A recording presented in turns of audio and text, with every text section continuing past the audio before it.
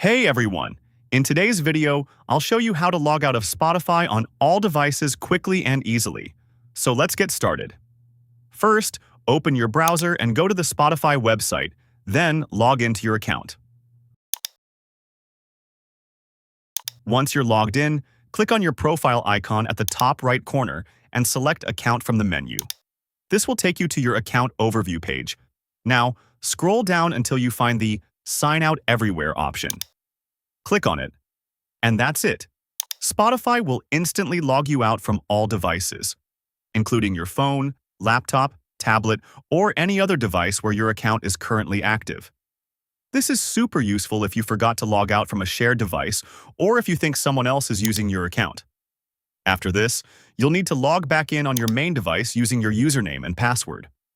And that's how you can log out of Spotify on all devices in just a few simple steps. If this video helped you, don't forget to like, share, and subscribe for more quick and helpful tutorials. Thanks for watching, and I'll see you in the next one.